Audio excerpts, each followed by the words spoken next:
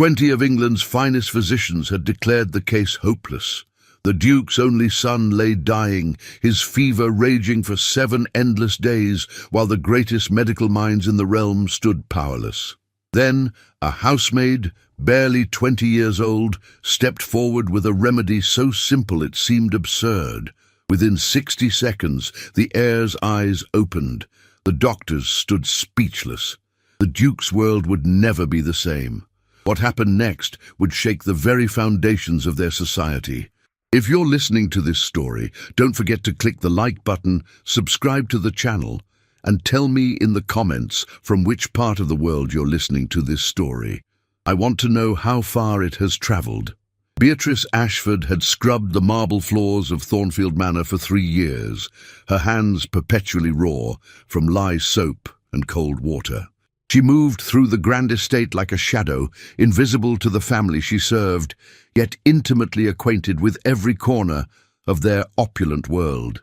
The Duke of Thornfield's household operated with military precision, and Beatrice had learned early that a maid's survival depended upon absolute silence and flawless execution of duty. The manor itself was a monument to aristocratic power, its Georgian architecture commanding the Hampshire countryside with imperious grace. 42 rooms sprawled across 3 floors, each more lavishly appointed than the last. Beatrice's domain was the servants' wing and the lesser-used chambers, though occasionally she was summoned to assist in the family quarters when additional hands were needed. She had glimpsed the Duke only from a distance, a tall figure with silver-threaded hair and an expression of perpetual authority. His wife, the Duchess, was a woman of legendary beauty and equally legendary coldness, her displeasure capable of ending a servant's employment with a single glance. But it was their son, Lord William Thornfield, who occupied the household's collective attention. At 24, he was everything an heir should be. Handsome, educated at Oxford, destined to inherit not only the dukedom, but also vast holdings across 3 counties. Beatrice had seen him occasionally during her duties, always impeccably dressed, moving through the halls with the unconscious confidence of one born to command. He was engaged to Lady Charlotte Pemberton, daughter of the Earl of Westshire, a match celebrated in every drawing room from London to Edinburgh. Their wedding, planned for the autumn of 1887, was to be the social event of the season. Beatrice's own life existed in stark contrast to such grandeur. She rose at 4 each morning, lit fires, carried water, scrubbed, polished, and served until she collapsed into her narrow bed in the attic long after dark. Her wages, £12 annually, supported her widowed mother and younger brother in a cramped cottage 5 miles distant.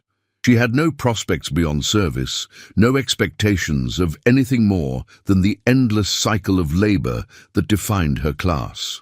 Her beauty, though considerable with her dark auburn hair and intelligent grey eyes, was irrelevant in her position.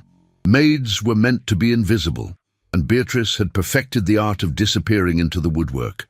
The household's routine was disrupted one humid August morning when Lord William failed to appear for breakfast.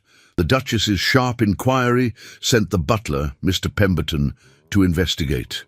He returned with troubling news. The young lord was abed with a fever. By afternoon, the family physician, Dr. Hartwell, had been summoned from the village. By evening, a specialist had arrived from London. By the following dawn, Lord William's condition had deteriorated alarmingly, and the Duke's face had taken on a greyish pallor that frightened even the most senior servants. Beatrice learned of the crisis through the whispered conversations in the servants' hall. Mrs. Crawford, the housekeeper, reported that the fever showed no signs of breaking, that the young lord was delirious, that the doctors were baffled. Additional physicians were summoned, each more distinguished than the last. They arrived with their leather bags and grave expressions, ascending the grand staircase to the sick room while the household held its collective breath. Days blurred together. The normal rhythm of the manor dissolved into anxious waiting. Beatrice continued her duties, but the atmosphere had changed. Footmen spoke in hushed tones. The Duchess emerged from her son's chamber with red-rimmed eyes. The Duke paced the library at all hours, his usual composure cracking under the weight of helplessness. Lady Charlotte arrived from her family's estate, her beautiful face drawn with worry, though Beatrice noticed she spent more time in the drawing room than at her fiancé's bedside. By the 7th day, 20 physicians had examined Lord William. They conferred in the Duke's study, their voices carrying through the door in fragments of Latin terminology and defeated admissions. Beatrice, polishing the hallway sconces nearby, heard one doctor say clearly, "There is nothing more to be done. We must prepare the family." The words struck her like a physical blow, though she barely knew the young lord. Death was coming to Thornfield Manor, and all the wealth and power in England could not stop it. That evening, as Beatrice emptied the slop buckets from the sick-room floor, she caught a glimpse through the partially open door. Lord William lay motionless in the massive four-poster bed, his face flushed and glistening with fever sweat, his breathing laboured and irregular. The Duchess sat beside him, holding his hand, her aristocratic composure finally shattered. The Duke stood at the window, his back rigid, staring out at the manicured gardens, as if willing the world to make sense again. The scene burned itself into Beatrice's memory, a family with everything, facing the one thing their privilege could not purchase. She descended to the kitchens, her mind churning. The other servants were gathered around the long wooden table, their faces reflecting the household's grief. Cook was weeping openly. The footman looked lost. Even Mr. Pemberton, usually the embodiment of professional detachment, seemed diminished. Beatrice set down her bucket and stood in the doorway, a strange certainty crystallizing in her chest. She knew something, a memory from her childhood, her grandmother's voice, a remedy so simple the learned doctors would never consider it. Her heart began to pound. She was a maid. She was nobody. But Lord William was dying, and nobody else had an answer. The question that would change everything formed in her mind. Did she dare? The morning of the 8th day dawned grey and oppressive, the August heat pressing down on Thornfield Manor like a suffocating blanket. Beatrice had not slept, her mind wrestling with impossible calculations. To speak would be to violate every rule of her station. Servants did not address the family directly, did not offer opinions, certainly did not contradict the collective wisdom of 20 distinguished physicians. Yet the alternative was to remain silent while a young man died, to carry forever the knowledge that she might have helped but lacked the courage to try. At 6 o'clock, she made her decision. Her hands trembled as she removed her apron, smoothed her plain grey dress, and climbed the servants' stairs to the main floor. The house was eerily quiet, the usual morning bustle suspended in the pall of impending death. She found Mrs. Crawford in the linen room, counting sheets with mechanical precision, her face haggard from sleepless nights. "Mrs. Crawford," Beatrice began, her voice barely above a whisper, "I need to speak with the Duke." The housekeeper's head snapped up, her expression transforming from exhaustion to shock to outrage in rapid succession. "Have you lost your senses, girl? The Duke? You? It's about Lord William. I know something that might help." "You know something?" Mrs. Crawford's voice dripped with incredulous scorn. 20 of the finest doctors in England have attended him, and you, a housemaid, presume to know better? She stepped closer, her eyes narrowing. "This is madness, Beatrice. You'll be dismissed without a character reference. You'll never work in a decent house again." "He's dying," Beatrice said simply. "What I know cannot make it worse. You will return to your duties immediately, or I will have you removed from this house within the hour." But Beatrice had crossed some internal threshold. She turned and walked toward the main staircase, her heart hammering so violently she thought it might burst from her chest. Behind her, Mrs. Crawford's shocked gasp was followed by rapid footsteps. The housekeeper seized her arm with surprising strength. "Stop this instant!" Their struggle in the hallway attracted attention. Mr. Pemberton emerged from the breakfast room, his eyebrows rising at the unprecedented scene. 2 footmen appeared from the dining room. Lady Charlotte descended the stairs, her morning dress immaculate, her expression one of haughty curiosity. The commotion drew more servants, more family members, until a small crowd had gathered in the grand entrance hall, all staring at the housemaid who had apparently gone mad. "What is the meaning of this disturbance?" The Duke's voice cut through the chaos like a blade. He stood at the top of the staircase, his face ravaged by grief and sleeplessness, his legendary composure hanging by a thread. The Duchess appeared beside him, her hand at her throat. Mrs. Crawford immediately released Beatrice and dropped into a curtsy. "Your Grace, I apologize profoundly. This girl has taken leave of her senses. She will be dismissed immediately." "I can help, Lord William." Beatrice's voice rang out clear and strong, surprising even herself. The words seemed to echo in the sudden silence, every eye fixed upon her. She felt the weight of their collective disbelief, their shock at her audacity, but she forced herself to continue. "I know a remedy. Please, Your Grace, let me try." The Duke descended 3 steps, his face darkening. "You? A maid?" His voice was dangerously quiet. "My son is attended by the finest medical minds in the realm, and you dare to suggest—" "They have failed," Beatrice interrupted, committing what she knew was an unforgivable breach. Gasps rippled through the assembled crowd. "Forgive me, Your Grace, but they have failed. Lord William is dying. What harm can come from one more attempt?" "The harm," Lady Charlotte interjected coldly, gliding forward with serpentine grace, "is allowing an ignorant servant girl to experiment on the future Duke of Thornfield. It is grotesque. She should be whipped for her impertinence." "My son is not a subject for experimentation by the lower classes," the Duchess added, her voice trembling with fury and fear. "This is intolerable." Dr. Hartwell, who had spent the night in attendance, appeared from the sick-room corridor.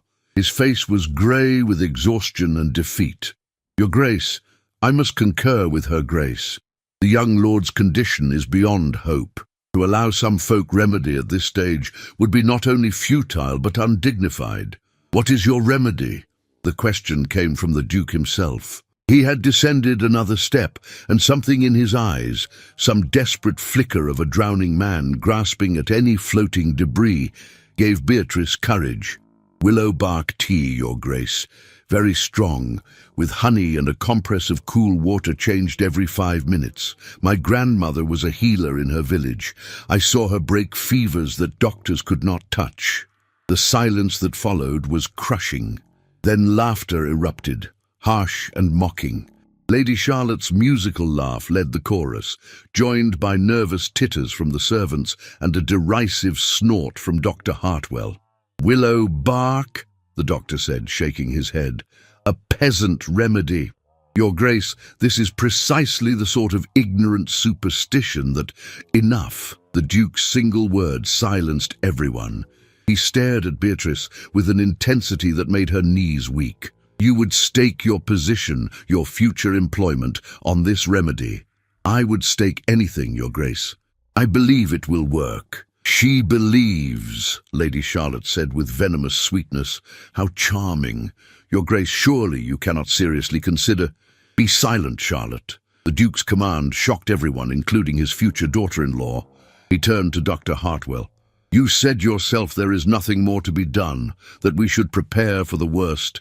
"Yes, Your Grace, but—" "Then what harm can she do that death has not already promised?" The Duke looked at Beatrice again, and she saw in his face the terrible calculation of a father with nothing left to lose. "You have 1 hour, girl. If my son worsens, you will be arrested for attempted murder. If he shows no improvement, you will be dismissed and blacklisted from service in every house in England. Do you understand?" "Yes, Your Grace." "Then proceed. God help you if you fail." Beatrice curtsied and turned toward the kitchens, her legs barely supporting her. Behind her, the whispers exploded like gunfire. She heard Lady Charlotte's outraged protest, Mrs. Crawford's mortified apologies, the servants' shocked murmurs. She had just committed social suicide. If this failed, she would be ruined, her family would suffer, and she would carry the blame for a nobleman's death. But she did not hesitate. In the kitchen, she gathered what she needed: dried willow bark from the herb stores, honey, clean linen, and a basin of cold water. Cook watched in stunned silence as Beatrice prepared the tea, her hands steady despite her racing heart. 20 minutes later, she entered Lord William's chamber, a space she had never been permitted to enter before. The room was stifling, heavy with the smell of sickness and expensive cologne meant to mask it. The young lord lay unconscious, his breathing shallow and rapid, his skin burning to the touch. The Duke, Duchess, Dr. Hartwell and Lady Charlotte stood against the walls like judges at an execution. Beatrice approached the bed, lifted Lord William's head with surprising gentleness, and coaxed the tea between his lips. She applied the cool compress to his forehead, changed it, applied another. The room was silent except for the ticking of the mantel clock. 1 minute passed. 2, 5, 10. Nothing changed. Lady Charlotte's smile grew triumphant. Dr. Hartwell checked his pocket watch with grim satisfaction. The Duchess closed her eyes, tears streaming down her face. Beatrice continued her ministrations, her faith wavering, but her hands steady. 15 minutes. 20. The Duke's expression hardened into something terrible. Then, at 23 minutes, Lord William's breathing changed, deepened, slowed, his eyelids fluttered. At 25 minutes, his eyes opened, confused but clear. At 30 minutes, the fever broke in a cascade of sweat that soaked the bedclothes. At 35 minutes, he spoke, his voice weak but coherent. "Father, what happened?" The room erupted. The Duchess collapsed to her knees beside the bed, sobbing. The Duke stood frozen, his face cycling through disbelief, relief, and something else, something Beatrice could not name. "Doctor." Hartwell rushed forward to examine his patient, his hands shaking. Lady Charlotte's triumphant smile had vanished, replaced by an expression of pure shock. And Beatrice, the housemaid who had dared everything, stood quietly in the corner, knowing that her life had just changed in ways she could not begin to imagine. The immediate aftermath of Lord William's miraculous recovery was chaos. Dr. Hartwell, recovering from his shock, immediately began examining the willow bark preparation with newfound respect, muttering about salicylic compounds and fever reduction. The Duchess, still weeping, had kissed Beatrice's hands before the Duke gently led her from the room. Lady Charlotte had departed without a word, her face a mask of barely controlled fury. And Beatrice, suddenly the center of unprecedented attention, had been dismissed to the servants' quarters while the family absorbed what had occurred. She expected dismissal, despite her success. She had violated too many protocols, challenged too much authority. But 3 hours later, Mr. Pemberton summoned her to the Duke's study, his expression unreadable. She entered the wood-paneled sanctuary of masculine power with her heart in her throat, curtsying before the massive desk where the Duke sat, his fingers steepled, his eyes fixed upon her with disconcerting intensity. "You saved my son's life," he said without preamble. 20 distinguished physicians could not do what you accomplished with a peasant remedy and remarkable courage. He paused, and Beatrice saw the struggle in his face, the collision between gratitude and the rigid social order he had spent his life upholding. "I find myself in an impossible position. I owe you a debt I cannot repay, yet you are a housemaid who grossly overstepped her station. Society would expect me to dismiss you despite your success, to maintain proper boundaries." "I understand, Your Grace," Beatrice said quietly. "I accept whatever consequence you deem appropriate." "Do you?" The Duke rose and walked to the window, his back to her. "I wonder, you risked everything on your conviction. That speaks to a character rarely found in any class." He turned to face her. "My sister, Lady Agatha Thornfield, resides in London. She is a widow, eccentric by society's standards, and operates a salon that attracts intellectuals, reformers, and other unconventional sorts. She has been requesting that I send her a companion, someone intelligent and capable." I'm sending you to her, Beatrice Ashford, not as a maid, but as a lady's companion. Your wages will be £30 annually, and you will be provided appropriate clothing and education in the social graces you will need for the position." Beatrice stared at him, unable to process what she was hearing. "Your Grace, I cannot. I am not suitable for such a position. You saved my son when the finest minds in England could not. You are eminently suitable." His expression softened slightly. "This is not entirely altruism. Keeping you here would create impossible complications. Lady Charlotte has already made her displeasure known, and the servants' hierarchy has been disrupted beyond repair. You need a fresh start, and my sister needs someone with your particular combination of intelligence and courage. You will leave for London in 3 days." The next 72 hours passed in a blur. Beatrice was moved from the attic to a guest room, measured for new dresses, and given a crash course in deportment by a bemused Mrs. Crawford, who seemed unable to decide whether to congratulate or condemn her. The other servants treated her with a mixture of awe and resentment. No longer one of them, but not yet anything else. She was permitted to visit her mother and brother, delivering the astonishing news and a purse of money the Duke had provided. Her mother wept with relief and pride, while her brother stared at her as if she had sprouted wings. Lord William, recovering rapidly, had requested to see her. She was escorted to his chamber, now filled with flowers and sunshine, where he sat propped against pillows, still pale but unmistakably alive. Lady Charlotte sat beside him, her hand possessively on his arm, her smile not reaching her eyes. "Miss Ashford," Lord William said, and the use of Miss, rather than simply Beatrice or girl, was jarring. "I am told I owe you my life. I remember very little of my illness, but I am profoundly grateful." "I am glad you are recovered, my lord," Beatrice replied, curtsying. "My father tells me you are going to London, to my aunt's household. I think you will find her quite remarkable. She is nothing like the rest of our family."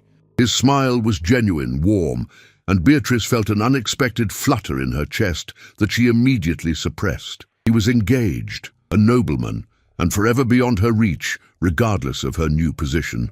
"I am sure I will be most fortunate in her service," Beatrice said carefully. "Service?" Lady Charlotte's voice was honey over steel. "How quaint! Though I suppose one can take the girl from the scullery, but never quite remove the scullery from the girl." Her smile was radiant and cruel. "I do hope London society will not be too overwhelming for you, Miss Ashford. It can be quite unforgiving to those who do not belong." Beatrice met her gaze steadily. "I am certain I will manage, Lady Charlotte. After all, I have survived far more challenging circumstances than a drawing room." The barb landed. Lady Charlotte's smile froze, and Lord William coughed to cover what might have been a laugh. Beatrice curtsied again and withdrew, her heart pounding. She had just made an enemy of the future Duchess of Thornfield, but she found she did not care. A new world was opening before her, and she was walking toward it with her head high. The journey to London was her first time in a proper carriage, her first time travelling more than 10 miles from her birthplace. She watched the countryside give way to increasingly dense settlements, then to the overwhelming sprawl of the capital itself. The noise, the crowds, the sheer scale of it all was both terrifying and exhilarating. Lady Agatha's townhouse in Bloomsbury was elegant, but smaller than Thornfield Manor, its interior decorated with an eclectic mix of art and artifacts that suggested a mind more interested in substance than status. Lady Agatha herself was a revelation. At 52, she was handsome rather than beautiful, with intelligent dark eyes, silver-streaked hair worn in a simple chignon, and a direct manner that immediately put Beatrice at ease. She greeted her new companion in the drawing-room, waving away formalities. "So you are the miracle worker who saved my nephew and scandalized my brother's household in one morning," she said, her eyes twinkling. "Splendid. I have no use for timid women or those who accept the world as it is handed to them. We shall get along famously." She gestured to a chair, Sit, child, tell me everything, and do not edit for propriety. I despise edited versions. Over tea, Beatrice found herself telling her story to this remarkable woman who listened with complete attention and asked penetrating questions. When she finished, Lady Agatha nodded thoughtfully. "You have a mind, Miss Ashford, and that is both a gift and a burden for a woman in our society. But here in my home, your mind will be valued. I host a salon every Thursday evening. Intellectuals, reformers, writers, physicians who actually think rather than simply recite what they were taught. You will attend, you will listen, and eventually you will contribute. I suspect you will find it illuminating." The first Thursday salon was indeed illuminating and overwhelming. Beatrice, dressed in one of her new gowns, a simple but elegant dove-grey silk, stood near the wall and watched as Lady Agatha's drawing room filled with the most unconventional gathering she could have imagined. There were women who spoke as freely as men who listened to those women with respect, discussions of social reform, medical advances, and political philosophy that would have been unthinkable at Thornfield Manor.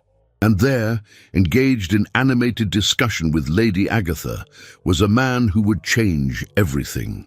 Dr. Elias Reed was 31, a physician who had studied in Edinburgh and Vienna, and who had recently returned from working in the London slums. He was tall and lean, with unruly dark hair, intelligent hazel eyes, and a passion for medical reform that animated his every word. When Lady Agatha introduced them, mentioning Beatrice's willowbark cure, his eyes lit with genuine interest. "Willowbark," he said thoughtfully. "The active compound is being studied on the continent. You may have stumbled upon something that will revolutionize fever treatment. Tell me, Miss Ashford, what else did your grandmother teach you?" And Beatrice, for the first time in her life, found herself in conversation with a man who valued her knowledge rather than dismissing it, who asked her opinion rather than telling her what to think. The evening flew by in a cascade of ideas and possibilities. When Dr. Reed departed, he asked permission to call again, specifically to continue their discussion. Lady Agatha granted it with a knowing smile. As Beatrice prepared for bed that night in her comfortable room, so different from the attic at Thornfield, she felt something unfamiliar stirring in her chest. Hope. Not the desperate hope of survival that had sustained her through years of service, but something brighter and more dangerous. The hope that her life might hold possibilities she had never dared to imagine. 3 months in London had transformed Beatrice in ways both visible and profound. Under Lady Agatha's tutelage, she had acquired the polish of a lady's companion while retaining the directness that made her remarkable. She read voraciously from Lady Agatha's extensive library, attended lectures on subjects ranging from medical science to social reform, and became a valued participant in the Thursday salons rather than a silent observer. Her intelligence, no longer forced into hiding, flourished in the stimulating environment Lady Agatha cultivated. Dr.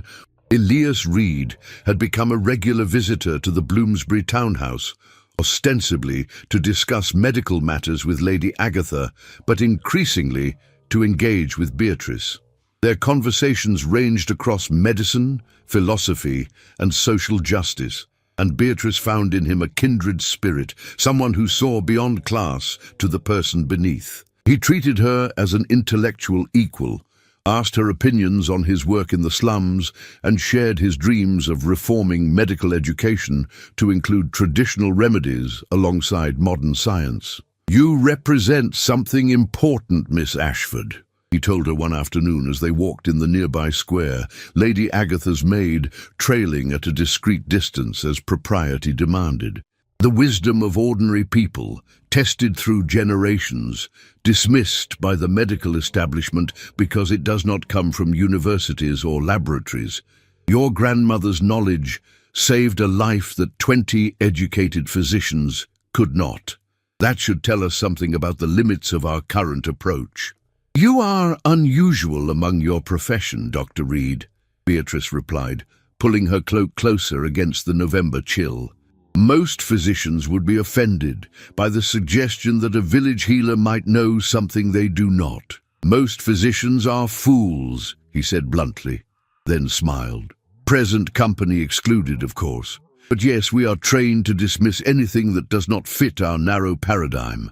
It is intellectual cowardice masquerading as scientific rigor. He paused, then added more quietly, "You challenge me, Miss Ashford. You make me question assumptions I did not know I held. It is refreshing." Their relationship, whatever it was becoming, existed in a careful space between propriety and possibility. He had not declared himself, and Beatrice did not allow herself to hope for such a declaration. Yet there was something growing between them, acknowledged in glances and careful words, a connection that felt both inevitable and impossible.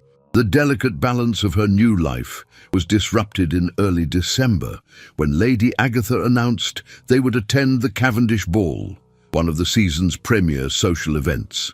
"It is time you were properly introduced to society," she declared. "You cannot hide in Bloomsbury forever, my dear. Besides, my nephew William will be there with that dreadful Charlotte creature, and I want him to see what you have become." Beatrice's stomach knotted at the thought of facing Lord William and Lady Charlotte again, but she could not refuse. Lady Agatha commissioned a gown for her, a stunning creation in deep emerald silk that transformed her from companion to something approaching a lady. When she descended the stairs on the evening of the ball, Dr. Reed, who was escorting them, stopped mid-sentence and stared. "Miss Ashford," he said quietly, "you are beautiful." Near the Cavendish mansion blazed with light, its ballroom filled with the cream of London society. Beatrice entered on Lady Agatha's arm, her heart pounding, acutely aware of the curious glances directed their way. Lady Agatha, utterly unconcerned with social opinion, swept through the crowd, greeting acquaintances and introducing Beatrice with casual authority that brooked no condescension. Then Beatrice saw them. Lord William and Lady Charlotte stood near the orchestra, the perfect aristocratic couple. He was handsome in his evening clothes, his health fully restored, his bearing confident. Lady Charlotte was resplendent in white silk and diamonds, her beauty undeniable, her hand possessively on William's arm. As if sensing Beatrice's gaze, Charlotte looked up, and their eyes met across the crowded ballroom. Recognition flared, followed by something cold and calculating. "Aunt Agatha!" Lord William had spotted them and was approaching with Charlotte in tow. His smile was genuine as he greeted his aunt, then turned to Beatrice. "Miss Ashford, what a pleasure to see you again. London clearly agrees with you. You look remarkably well." "Thank you, Lord William. I'm glad to see you in such excellent health." "Thanks to you," he said warmly. "I have not forgotten my debt to you." "How touching," Lady Charlotte interjected, her smile brilliant and false. "The grateful patient and his saviour. Though I must say, Miss Ashford, you have risen quite remarkably from your former position. One might almost forget you were scrubbing floors mere months ago." The words were delivered with such sweet venom that several nearby conversations paused. "One might," Beatrice replied calmly, "if one measured a person's worth by their occupation rather than their character. But I suppose different people have different standards." And Lady Charlotte's eyes flashed dangerously. Before she could respond, Dr. Reed appeared at Beatrice's side, offering his arm. "Miss Ashford, I believe this is our dance."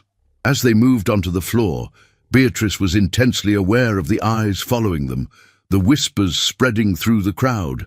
Dr. Reed was an excellent dancer, and she had learned enough from Lady Agatha's instruction to follow competently. "That was magnificently done," he murmured as they waltzed. "Lady Charlotte is a viper, and you handled her perfectly." "I may have made things worse," Beatrice said, troubled. "She will not forgive that." "She was never going to forgive your existence," Dr. Reed countered. "You saved her fiancé's life, which should have been her role. You succeeded where she was useless. Women like Charlotte Pemberton cannot tolerate being shown up by anyone, least of all someone they consider beneath them." The evening progressed with increasing tension. Lady Charlotte made several more pointed comments within Beatrice's hearing, each designed to remind everyone of Beatrice's origins. But Lady Agatha's formidable presence and Dr. Reed's attentive support provided a buffer. More significantly, Beatrice noticed that Lord William seemed increasingly uncomfortable with his fiancée's behavior, his expression growing troubled each time Charlotte launched another barb. The confrontation came in the refreshment room. Beatrice had stepped away briefly and found herself face to face with Charlotte, who had clearly been waiting for such an opportunity. "You think you have escaped your place," Charlotte hissed, her beautiful face twisted with malice. "You think because Lady Agatha has dressed you up and taught you to curtsy properly that you are anything other than a servant? You are nothing, Miss Ashford. A temporary curiosity. When William and I are married, I will ensure you are reminded of exactly what you are." "And what am I, Lady Charlotte?" Beatrice asked quietly. "Someone who saved a life? Someone who dared to act when others stood paralyzed? Someone who values knowledge over status?" She stepped closer, her voice steady. "You are afraid of me, not because of what I was, but because of what I represent. The possibility that birth and title are not the only measures of worth. That terrifies you because without your father's title and your pretty face, what are you?" Charlotte's hand flew up to slap her, but Beatrice caught her wrist with surprising strength. "Do not," she said softly. "You will only embarrass yourself further." "Is there a problem here?" Lord William's voice cut through the tension. He stood in the doorway, his expression unreadable, but his eyes were fixed on Charlotte's raised hand and Beatrice's restraining grip. "No problem at all, my lord," Beatrice said, releasing Charlotte and stepping back. "Lady Charlotte and I were simply having a frank discussion. I believe we understand each other perfectly now." She curtsied to them both and walked past William, her head high, her hands trembling only slightly. She found Dr. Reed and Lady Agatha in the ballroom. "I think it is time we departed," she said quietly. Lady Agatha took one look at her face and nodded. As their carriage rolled through the London streets, Lady Agatha patted Beatrice's hand. "You handled that beautifully, my dear. Charlotte showed her true nature, and William saw it. I know my nephew. He is not a fool, and he is not blind. Seeds of doubt have been planted." "I do not wish to cause trouble between them," Beatrice said. "You did not cause anything," Dr. Reed said firmly. "You simply existed, and that was enough to reveal what Lady Charlotte truly is. But Miss Ashford, I must speak plainly. I had intended to wait to court you properly over time, but tonight made me realize that time is a luxury we may not have. I am not a wealthy man. I have my practice and my work, but no title, no estate. What I do have is profound respect for you, admiration for your courage and intelligence, and feelings that have grown far beyond professional regard." He took a deep breath. "I am asking if you would consider allowing me to court you with the intention of marriage. I know it is sudden, but I have never been more certain of anything." Beatrice stared at him, her heart racing. Lady Agatha was smiling broadly. Beatrice began, then found her voice. "Yes, Dr. Reed. Yes, I would be honored." "Splendid," Lady Agatha declared. "Now we can truly give society something to talk about." As the carriage continued through the night, Beatrice looked out at the gas-lit streets of London and felt the future opening before her like a door to a room filled with light. She had walked through fire and emerged transformed, and she was no longer afraid.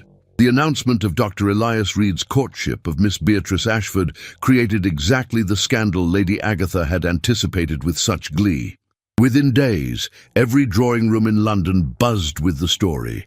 The housemaid who had saved a duke's son, been elevated to lady's companion, and now captured the attention of a respected physician. Opinions divided sharply. Reformers and progressives celebrated it as evidence of changing times. Traditionalists condemned it as the collapse of proper social order. And at Thornfield Manor, the news was received with reactions that would reshape multiple destinies. The Duke, upon hearing the news from his sister's gleeful letter, sat in his study for a long time, staring at nothing. He had given Beatrice a chance at a better life, but he had not anticipated this. A physician was respectable, educated, but not titled. The match was unconventional but not scandalous, assuming one overlooked Beatrice's origins. He found himself oddly pleased, though he could not have explained why. The girl had saved his son and shown remarkable courage. She deserved happiness. Lord William's reaction was more complex. When Lady Charlotte read him the news from a society gossip column, her voice dripping with scorn, he felt something unexpected twist in his chest. He remembered Beatrice's grey eyes, her quiet dignity, the way she had risked everything to save him. He had thought of her often during his recovery, wondered about her life in London, felt guilty that his gratitude had been expressed so inadequately. Now she was to marry, and the thought disturbed him in ways he could not name. Charlotte's vicious commentary about servants who do not know their place and physicians who should marry within their class only increased his discomfort. "She saved my life, Charlotte," he said quietly, interrupting her tirade. "Perhaps we might show some generosity." Generosity? Charlotte's beautiful face hardened. She is a social climber who took advantage of a fortunate accident, and now she has ensnared some foolish doctor. It is pathetic, William. I hope you are not going to suggest we acknowledge this farce. "I suggest we remember Christian charity and basic decency," William replied, his tone sharper than he intended. Beatrice Ashford showed more courage in one morning than most people demonstrate in a lifetime. She deserves our respect, not your contempt. The argument that followed was their first serious conflict, and it revealed fissures in their relationship that William had been carefully ignoring. Charlotte's cruelty, which he had dismissed as high spirits or social sophistication, now appeared in a harsher light. Her obsession with status and appearance, her casual dismissal of anyone she deemed inferior, her lack of compassion, all of it suddenly seemed less charming and more troubling. They parted coldly, and William found himself riding across the estate, trying to clear his head. In London, Beatrice's life had taken on a dreamlike quality. Dr. Reed courted her with a combination of intellectual engagement and genuine affection that she had never imagined possible. They attended lectures together, walked in parks, discussing everything from medical ethics to social reform, and slowly built a foundation of mutual respect and growing love. He introduced her to his colleagues, and while some were skeptical of her background, most were won over by her intelligence and the remarkable story of Lord William's cure. Lady Agatha supervised the courtship with benevolent authority, ensuring propriety while encouraging the relationship. "You are good for each other," she told Beatrice one evening. "Elias needs someone who challenges his assumptions and shares his passion for helping people. And you need someone who values your mind as much as your heart. It is a rare combination, my dear. Do not let society's narrow-mindedness make you doubt it." 3 months into the courtship, Dr. Reed proposed formally in Lady Agatha's drawing room, with her ladyship beaming from her chair like a proud mother. The ring was simple, a small sapphire that had belonged to his mother, and Beatrice accepted with tears streaming down her face. They planned a modest wedding for the spring, to be held in a Bloomsbury church, with a small reception at Lady Agatha's townhouse. The invitation list became a political statement. Lady Agatha insisted on inviting her brother, the Duke, and his family, including Lord William and Lady Charlotte. "They should see what you have become," she declared, "and William should see what genuine affection looks like, as opposed to the mercenary arrangement he has entangled himself in." To everyone's surprise, the Duke accepted, bringing his wife but notably not requiring Lord William's attendance. William, however, chose to come over Charlotte's furious objections. Their relationship had deteriorated significantly since the announcement of Beatrice's engagement, with William increasingly questioning whether he truly knew the woman he was to marry. Charlotte's ultimatum, "If you attend that servant's wedding, you are choosing her over me," backfired spectacularly. William attended. The wedding day arrived with spring sunshine and the scent of cherry blossoms.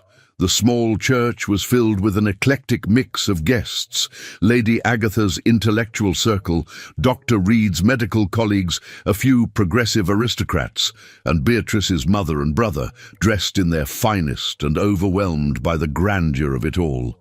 Beatrice wore a simple but elegant gown of ivory silk, her auburn hair crowned with orange blossoms, her face radiant with happiness. As she walked down the aisle on the Duke's arm, a gesture he had insisted upon, saying he owed her that much, she saw Dr. Reed waiting at the altar, his eyes shining with love and pride. She saw Lady Agatha dabbing at tears. She saw her mother weeping openly, and she saw Lord William standing at the back of the church, his expression complex and troubled, watching her with an intensity that made her falter for a moment before she recovered and continued forward. The ceremony was brief and beautiful. When Dr. Reed, now her husband, kissed her, the small congregation erupted in applause. At the reception, the Duke made a toast that shocked everyone. To Miss Ashford, Mrs. Reed now, who taught this old aristocrat that courage and intelligence are not the exclusive province of any class. May your marriage be blessed with the same conviction that led you to save my son's life. Lord William approached her during the reception, while Elias was engaged in conversation with colleagues. "Mrs. Reed," he said formally, then smiled. "That will take some getting used to. I wanted to congratulate you personally and to thank you again, not just for saving my life, but for showing me that there are different kinds of courage, different measures of worth than the ones I was raised to value." "You honor me, Lord William," Beatrice replied. "I hope you find happiness in your own marriage." His smile faded slightly. "Yes, well, I hope so too." He paused, seeming to struggle with something, then said quietly, "Charlotte and I have postponed our wedding indefinitely. We find we do not suit as well as we thought. I suspect you are not surprised." Beatrice met his eyes and saw pain there, and confusion, and something else she could not name. "I am sorry if you are hurting," she said gently. "But I think you are wise to be certain before making such a commitment. You deserve to be truly happy, not merely suitably matched." "As do you," he said, "and I think you have found that happiness. Dr. Reed is a fortunate man." He bowed and withdrew, leaving Beatrice with a strange mixture of emotions she did not have time to examine before Elias reclaimed her for another round of congratulations. The reception ended in the late afternoon, and Beatrice and Elias departed for a brief wedding trip to the countryside. As their carriage rolled through London streets, Beatrice leaned against her husband's shoulder and felt the weight of her old life finally lifting. She had been a housemaid, invisible and powerless. She had become a companion, educated and valued. Now she was a physician's wife, a partner in a marriage of equals, with a future limited only by her own courage and imagination. "What are you thinking?" Elias asked, kissing the top of her head. "That I am impossibly happy," Beatrice replied, "and that I cannot wait to see what we will build together." "We will build something remarkable," he promised, "a life of purpose and passion. You and I, changing the world one patient, one idea, one courageous act at a time." As the carriage carried them toward their future, Beatrice looked back at the city that had transformed her and felt nothing but gratitude. She had dared to step beyond her place, and the world had opened before her. She was no longer afraid. She was free. 18 months after her wedding, Beatrice Reed stood in the clinic she and Elias had established in Whitechapel, one of London's poorest districts, and surveyed their work with profound satisfaction. The clinic occupied a converted warehouse, its walls freshly painted, its examination rooms equipped with both modern medical instruments and carefully labeled jars of traditional remedies. A sign above the door read, "Reed Medical Clinic, Modern Science and Traditional Wisdom," a motto that had become their guiding principle. The clinic served those who could not afford conventional physicians, charging fees on a sliding scale that meant many patients paid nothing at all. Beatrice had become an integral part of the operation, not as a nurse, but as a medical researcher in her own right. She had spent months documenting her grandmother's remedies, testing them systematically, and publishing papers with Elias on the efficacy of traditional treatments. Their work had attracted attention from progressive medical circles and scorn from conservative ones, but the results spoke for themselves. Their patients recovered at rates that rivaled or exceeded those of expensive private practices. Beatrice had also become a lecturer, invited to speak at medical schools and reform societies about the value of folk medicine and the importance of listening to patients regardless of their class. Her presentations were always packed, partly because of her remarkable story, but increasingly because of the quality of her research and the passion of her advocacy. She had found her calling, and it filled her with a sense of purpose she had never imagined possible. Their personal life was equally fulfilling.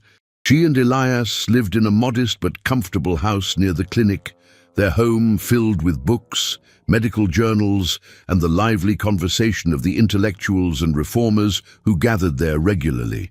Lady Agatha was a frequent visitor, delighting in her protégé's success and taking credit for it with shameless pride. Beatrice's mother and brother had been relocated to a small cottage near London, her brother now apprenticed to a printer, their lives transformed by Beatrice's rise. On a crisp October morning, Beatrice was examining a child with a persistent cough when the clinic door opened and an unexpected visitor entered.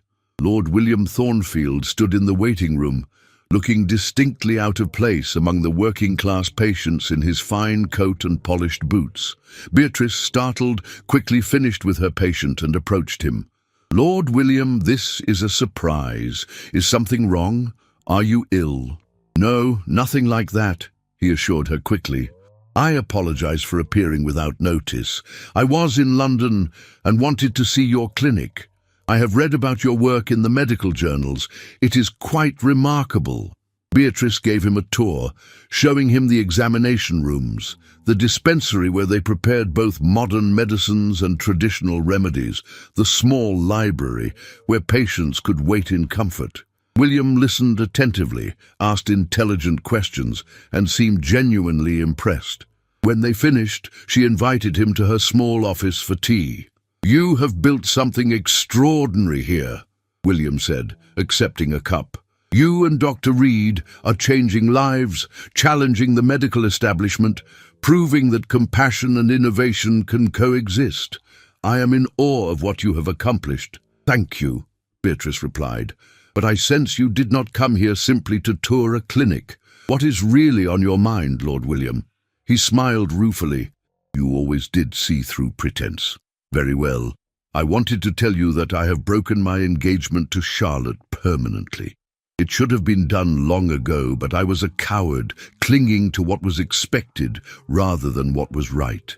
Seeing you at your wedding, seeing what genuine partnership and shared purpose looked like, made me realize what a hollow mockery my own engagement was." "I am sorry you were hurt," Beatrice said gently, "but I think you made the right choice. You deserve more than a marriage of convenience and social advantage." "I'm beginning to understand that," William agreed. "I'm also beginning to understand that the world my father raised me to inherit is changing, and I can either resist that change or help shape it. I want to help shape it. I am establishing a foundation to support medical clinics like yours, to fund research into traditional remedies, to provide education for promising students regardless of their class. I want to use my privilege for something meaningful." He paused, then added quietly, "You inspired that, Beatrice. You showed me that courage is not about maintaining the status quo, but about challenging it when it is unjust." Beatrice felt tears prick her eyes. "That is wonderful, William. Truly. The world needs more people like you, willing to use their advantages to lift others up." "I also wanted to apologize," he continued, "for not defending you more strongly against Charlotte's cruelty, for not recognizing sooner what kind of person she was, for not thanking you adequately for saving my life. You gave me a second chance at living, and I nearly wasted it on a life that would have made me miserable. I will not make that mistake again." They talked for another hour, and Beatrice was struck by how much William had changed. The arrogant certainty of his class had been replaced by thoughtful questioning. The automatic assumption of superiority had given way to genuine curiosity about different perspectives. He had grown, and she found herself genuinely glad for him. After he left, Elias emerged from an examination room and slipped his arm around her waist. "Was that Lord William Thornfield I saw leaving?" "It was," Beatrice confirmed.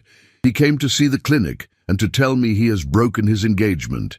He is establishing a foundation to support work like ours." "Good for him," Elias said. "It takes courage to break from one's expected path. You would know something about that." He kissed her temple. "Come, Mrs. Reed, we have a lecture to prepare for tomorrow, and I need your insights on the willow bark paper." As they walked back into the clinic together, Beatrice reflected on the extraordinary journey that had brought her here. She had been a housemaid, invisible and powerless, her potential buried under the weight of class and circumstance. One moment of courage, one decision to speak when silence was expected, had changed everything. She had saved a life, and in doing so, had saved her own. The news from Thornfield Manor, which reached her through Lady Agatha's letters, suggested that Charlotte Pemberton had quickly attached herself to another titled gentleman, this one older and wealthier, if less handsome than William. The match was celebrated in society columns as brilliant, though Lady Agatha's acerbic commentary suggested it was more mercenary than romantic. Charlotte would have her title and her status, but Beatrice suspected she would never have happiness, because happiness required a capacity for genuine feeling that Charlotte had never possessed. As for William, Lady Agatha reported that he had become something of a reformer himself, much to his father's bemusement and his mother's pride. He was using his position in the House of Lords to advocate for medical reform and workers' rights, earning both praise and criticism from his peers. He had not yet remarried, but Lady Agatha was confident he would eventually find someone worthy of him, someone who valued substance over status. 6 months later, Beatrice discovered she was pregnant. The news filled her and Elias with joy and a touch of anxiety about balancing their work with parenthood. But they were determined to build a family as unconventional and purposeful as their marriage, to raise children who understood that worth was measured in character and courage, not birth and title. On the evening she shared the news with Lady Agatha, the older woman embraced her with tears in her eyes. "You have become everything I hoped for you, and more," she said. "You took the chance I gave you and built something magnificent. You are proof that talent and determination can overcome any obstacle, that the accident of birth need not define one's destiny. I am so very proud of you, my dear." As Beatrice walked home that evening through the gaslit streets of London, her hand resting on her still flat stomach, she thought about the child she would bring into the world. That child would grow up knowing that their mother had been a housemaid who dared to challenge dukes and doctors, who had saved a life and built a new one, who had refused to accept the limitations society tried to impose. That child would learn that courage and compassion were the truest measures of nobility, that knowledge was power regardless of its source, and that the world could be changed by anyone brave enough to try. She had bloomed where she was planted. But more than that, she had transplanted herself to richer soil and grown beyond anyone's expectations, including her own. She was Beatrice Reed, physician's wife, medical researcher, advocate for the poor, and living proof that the human spirit could not be confined by class or circumstance. Her story had begun in a manor house attic, but it would end wherever her courage and conviction carried her, and she was no longer afraid of where that might be. The future stretched before her, full of challenges and possibilities, and she walked toward it with her head high and her heart full, knowing that she had earned every step of the journey and that the best was yet to come. If you enjoyed this story, please subscribe to the channel, hit the like button, and share your thoughts in the comments. I'd love to hear which part resonated with you most and where in the world you're listening from. Your support helps these stories reach even more people. Thank you for being here.